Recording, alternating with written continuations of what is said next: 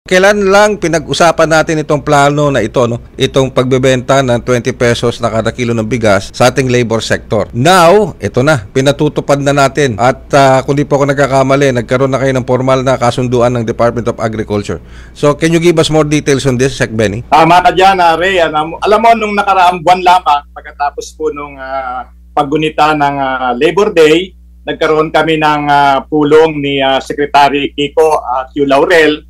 At napag-usapan namin yung pwede bang palawakin ninyo yung pilot testing ninyo ng pagbebenta ng bigas, yung 20 piso kada kilo, at isama yung mga minimum wage earners. At medyo naging mabilis ang pagtugon, at kaya nga nung nakaraang Biyernes, nagkaroon na ng rollout, no? At medyo maganda naman ang implementasyon, at ito itutuloy-tuloy namin hanggang sa katapusan ng taon upang makita ano man ang dapat pang gawing pagbabago o improvement para maging maayos yung implementasyon. At nais kong sabihin na kami nagpapasalamat doon sa mga nakiisa ng mga employers din, no? Dahil sa kanila nanggaling, Ray, yung listahan ng mga minimum wage earners para matiyak namin na ang makikinabang talaga doon sa programa at yun ang dapat at nais makita ng ating Pangulong Ferdinand R. Marcos Jr.